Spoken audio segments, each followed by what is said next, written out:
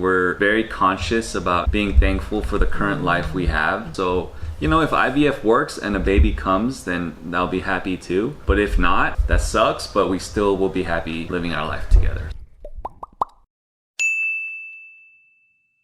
It's been a long time since I dusted off my video camera, but we've received some questions about IVF, doing IVF in Korea specifically. So I want to make this quick Q&A video. A lot of questions. We did get a lot of questions, and before we start, I just want to make sure to say that we obviously are not doctors or specialists. You don't need to say that. Everyone has their own experience. Our experience is different from a lot of people. Everyone is unique, and so that's why I just want to put out there.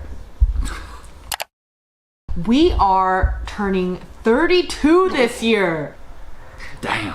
I'm turning 32 in 1 month in August, and David is going to be right behind me. He's born in September, so still 31, but we are turning 32 this year.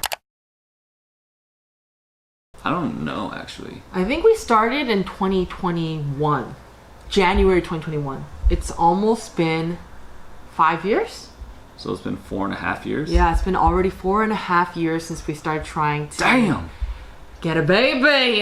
It's been a long time already. So we were 28 when we started trying. Yeah, and it's crazy because my parents had me when they were 26. Really? Yeah, and then at 28 they had my sister, so. Oh, that's right, that's right. Insane. We don't know why we are having trouble having a baby. They call it Unexplained infertility. That's right, which is kind of crazy because you would think in this day and age there's an explanation for everything, but we just don't know what it is. All we know is that I have a low egg count.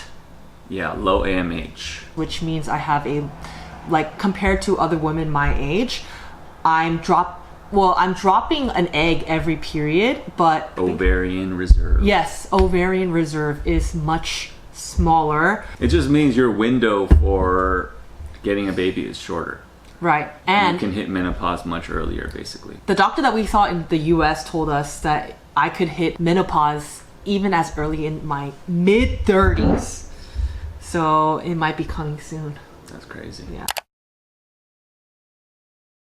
I actually made a reel about this that breaks down the exact cost of our IVF minus like the flight. We spent about $11,000 on the IVF procedure in Korea. We did 2 egg retrievals and 1 transfer. And a bunch of extra ultrasounds. I don't know how much the cost is in America. Maybe we could do a quick ChatGPT. I think it kind of ranges, but I hear like 20 to 30K. ChatGPT says it can range from 15,000 to 30,000 per cycle out of pocket. So that's kind of the reason why we decided to do IVF in Korea. I don't know, for 2 egg retrievals and 1 embryo transfer, I feel like 11,000 isn't that much, but I don't know how David feels about it. I mean, it's like the same price with flights. The reason we decided to do it in Korea though is because there's this hospital that we went to, 차병원 in Jamsil.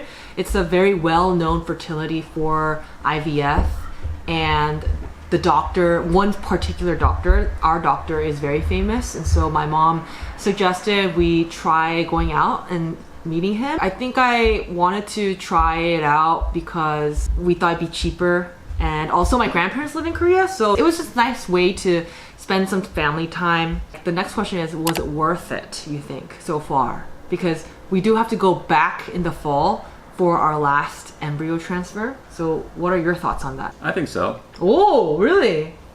Yeah, because it was nice to just live in Korea for a couple months at a time. Mm-hmm. I wish the timeline worked better for us. Like the hospital wasn't that great at communicating timelines, but other than that, it was cool. Got to be close to your family. My good friend Jay lives there, so we spent a lot of time with him too. Mm-hmm. And just got to live in Korea for months at a time. Yeah, so no regrets doing IVF in Korea versus in America? Yeah, no regrets. Oh, okay. For me, it was a little bit different. I think a different experience because I had to work PST hours in Korea. And so it was a lot juggling like work working at 2 a.m. to 8 a.m. or 9 a.m. and then having to, do the injections and even like go to the hospital for doctor visits and whatnot. I do feel like you need, during like your embryo transfer or like egg retrieval time, like you really need all the rest possible. And I feel like maybe working grave shift hours does not really give you that maximum amount of rest that you need. So personally, I wish IVF in America wasn't that expensive so that we could just do it here on a normal schedule. But we did make a lot of great memories. We did save some money. So I think in the end... we didn't really save much. Okay, so it's not really about the money. Yeah. It was basically we got to do IVF and also live in another country. Yeah. Basically. Which With the flights, it probably costed similar. Or maybe just like slightly cheaper. Yeah, and a lot of people ask like if I think it's worth doing it while working late hours. I don't know. It's a very hard... decision. It really depends on your job too, because I think for my job there are slow and busy seasons, and thankfully we went during my slow season. I wouldn't recommend it for someone who has to be on call 8 to 9 hours a day every single day, in Korea, because that really ruins the experience of being in Korea, and like it messes up with your sleep schedule. We stayed at my friend's house or her grandparents' house. So we didn't pay for any, short-term housing there either. That's true. So if you have to do that also, then it's really going to be pretty similar. Right. Unless everything works perfectly smooth, and then, you get a bunch of eggs on the first try and your transfer, is successful right away, then it's worth it. And I think that's a lesson that we learned while we were doing IVF in Korea. Things do not happen the way you plan or the way you want it to. Like our original plan was, okay, as soon as I finish my period, I'll be able to go on meds to take out my eggs. And then the month after, we'll be able to transfer however many embryos we take out, right? And so we were thinking, oh, we'll just stay for like 1 month, 2 months. But our first time, we ended up staying for 3 months. And then our second time, we ended up staying for 2 months. So... yeah. 5 months, almost 6 months, and then we have to go back again. It's a lot of going back and forth, and timelines they don't really go according to how you imagine, because your body just goes through so many changes. So just to assume that like things won't happen exactly, like you can't plan ahead where you're like, oh yeah, we'll only be in Korea for 2 months because it's just going to require 1 month to do the egg retrieval and then the second month to do the embryo transfer. It just doesn't work that way. If you're not a Korean speaker, just don't do it. Why? Because their communication is like bad, and we speak Korean. And her mom was even there, and there were still confusing instances. The reason we did IVF in Korea actually was originally we were just gonna go do the consult and see what they said. And the doctor said, oh yeah, of course we could do everything in 6 weeks. Like, no problem, we'll have it done before you guys fly back. So then we're like, oh, all right, well, let's do it then. But even that, turns out he was just talking about the egg retrieval, whereas based on what he was saying, we all thought native speaker, Janice's mom, semi-native speaker, and then me, I'm just, I don't really count, but we all thought that he was talking about the whole process, but he was just talking about the egg retrieval, but he didn't say that. So there's a lot of those instances where it's trouble, and there's a lot of pressure to just get in and out because he's such a busy, famous guy. So if you're not a Korean speaker, even if you are a Korean speaker, it's tough. I think they do have English speaking like assistants in certain hospitals, but I haven't seen it actually. Yeah, not at Cha. Yeah. I think they do have the option. There were some times where I had to do my own thing because Janice was getting blood drawn or whatever, or I had to go in my own area for like the semen collection. And my Korean's not great, and they weren't helpful. They had some translated papers that they could kind of show me, but the explanations weren't very helpful. I still had to figure out a bunch of stuff and guess and use Google Translate and stuff like that. So yeah, and I feel like that's kind of the reality for like even any hospital that you go to, like in America, you like sometimes really have to advocate for yourself and like make sure you're understanding everything. But add a layer of like the language barrier, it's a little bit harder than it already is. Unless you have someone who speaks Korean like fluently, I don't know if I would recommend it. But again, There are hospitals that offer the English speaking option. Just know it's going to be very difficult to communicate. Yeah. We did see a couple foreigners, but their partners were all Korean. Mm-hmm. So we didn't see anyone who was just by themselves and didn't speak the language. Probably when we were like pumping hormones into my body and I was very emotional. Well, I didn't think I was emotional at the time, but looking back on it, I cried a lot. I was very sensitive. It is a very sensitive time. But I'm really glad that David was there because I have not tried to inject myself with any of the needles, but you know, I feel like I'll be a little scared. Well, David's really good at it. He does it very swiftly, painlessly, and so I'm very thankful for him. I didn't really feel like you were that emotional. Yeah, that's true. Not crazy emotional. I feel like I didn't really experience crazy pain, especially during the egg retrieval, which I heard some women go through. Overall, I think my experience with IVF was very positive, actually. Yes, I had my emotional days, but I think if we had all the money in the world, I could do more IVF. Oh, I think another like maybe tough thing for me was just like waiting. The waiting is the hardest. More than like being physically drained or whatever, just not knowing what's to come, like waiting for the results, waiting for the blood work, you know, waiting for the pregnancy test. That's the hardest for me, the anticipation. Yeah.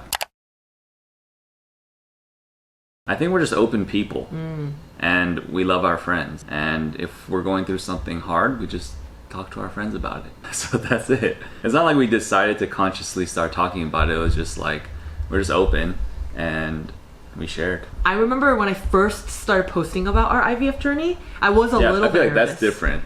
Yeah, because it's sharing with the world. Yeah, that's different. Yeah. Friends we did from the beginning, but yeah.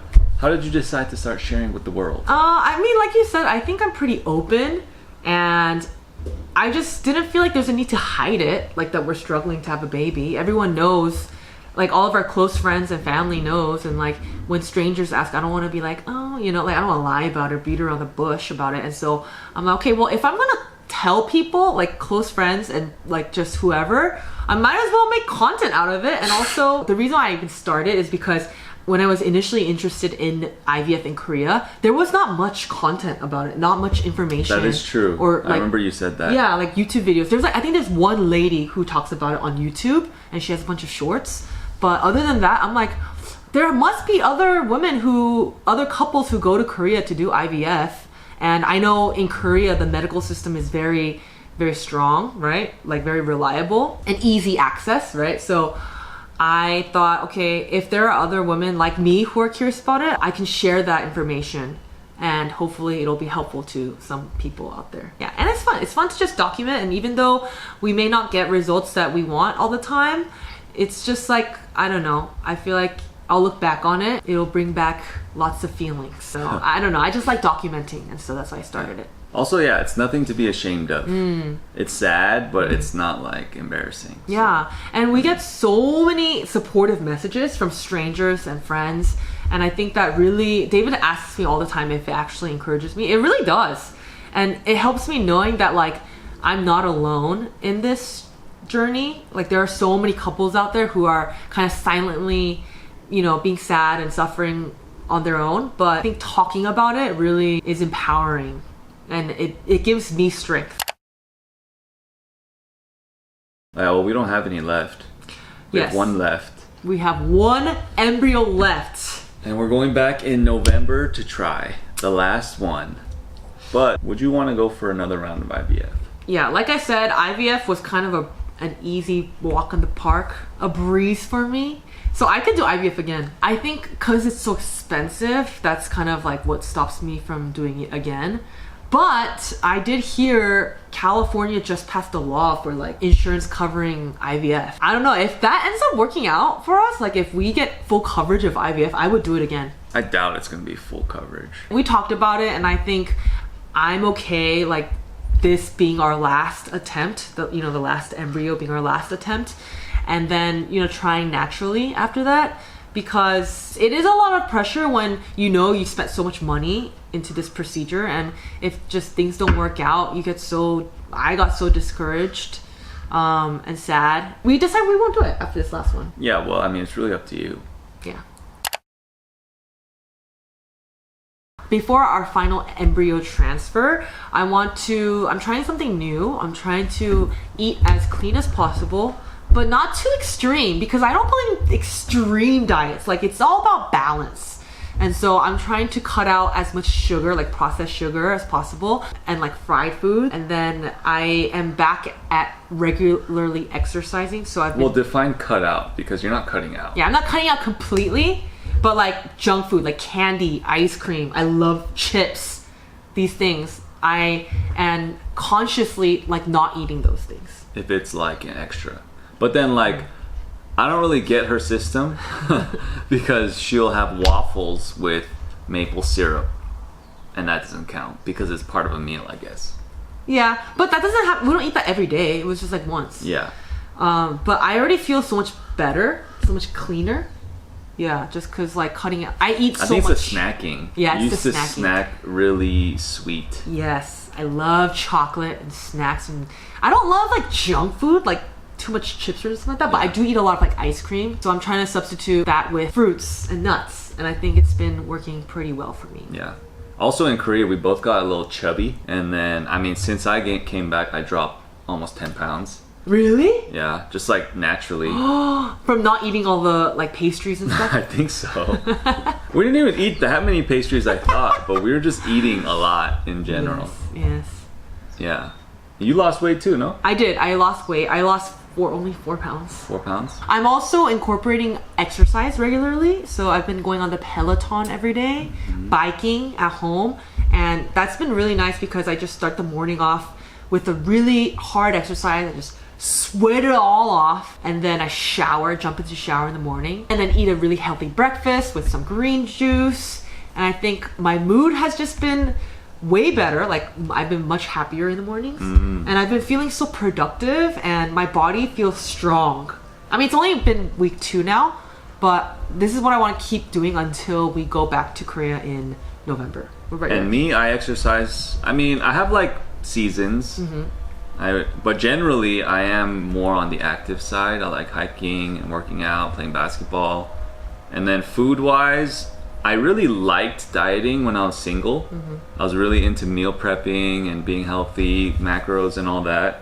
But then she hates dieting and meal prep, so we eat together, so it's impossible. I just gave up. So now I just eat. She has a generally cleaner diet, whereas my diet before her was pretty dirty, but it's just super, I'm very extreme. So it's either dirty or super clean when I'm dieting. So now it's just a little bit more balanced. Yeah, exactly. Which is fine too. I think for me, exercise definitely helps. Whenever I feel down, whenever I feel sad, It's new. working out actually like I said, it changes your mood. It really uplifts your mood, and you just feel so good after you just had a really long workout, and you just like you're drenched in sweat. It feels really great and refreshing. And I will say, like, it's important to have hobbies. I think, you know, during this time of like trying to conceive, hobbies are really important, because you don't want to be so just like in the world of like hyper focused on just trying to make a baby, because that brings stress too. You know, you have to find things that bring you joy outside of that, like outside of work. I find it like a good way to just distract myself from thinking about too much about like babies, or like comparing myself with other people who seem to get pregnant so easily. For me right now, my hobbies are creating content, doing my podcast, cooking. Same for me. Exercise. It's always been exercise. And then also backpacking. Just the solitude and the peace of an alpine lake. Best. It's not boring. It's a little boring sometimes if you're by yourself, but it's also very peaceful. Last thing, any tips about IVF journey? I guess she's trying to do her IVF soon too, and you guys make it look a lot calmer. Do we make IVF look a lot calmer? Well, I think we're more chill about it. Our mindset with IVF is we're trying, and if it works, it works. If not, you know, then it doesn't work. Right. And that's it. Yeah, there's only so much we can do, but you know, we'll try our best. I think what's been helpful for us is like we're very conscious about being thankful for the current life we have and how lucky we are. So, you know, if IVF works and a baby comes, then I'll be happy too. Yeah. But if not, that sucks, but we still will be happy living our life together. So that helps us to not put any extra pressure from IVF and to just live life. Yeah. And it's fine. Either way, it's Yeah. fine. Count your blessings. Count your blessings. Enjoy the time you have together. Most people are doing IVF with a partner. A lot of people don't even have a partner. So That's true. and a good partner. Specifically about IVF though, or IVF journey, yeah, just try not to be so pressured about it. I mean, it's so much easier said than done. I But- feel like it's not that bad. Really? Because I would say people- the only time Janice got really stressed was like, yeah, when we were waiting for results. That's the only time you would freak out. But Yeah. other than that, you're very But chill. I feel like people are always like, you know, stress less. Stress is so bad for you. Like, don't let it get to you. But it's so much easier said than done. Like, sometimes, like, that stresses me out more when people say that. But that's why you have to work out, have hobbies, meet friends. But also, you can still be happy for other people, too. So, it's a very tricky line. But I think it's most important to have a partner that really supports you. Hopefully that will be helpful for those of you who had these questions. Again, every IVF journey is different, but we shared today a little bit about how our journey has been going. And you know what? I just want to thank you guys so much for watching and for supporting us. A lot of people have been commenting really sweet things and watching our IVF vlogs on my Instagram. Yeah, it means a lot, and it's been encouraging me a lot. David, has it been encouraging you a lot? Yeah. And so please continue to support us and let us know if there are any questions that we didn't cover. Just know that you are not alone. We're with you guys. And we feel you. Bye. Bye.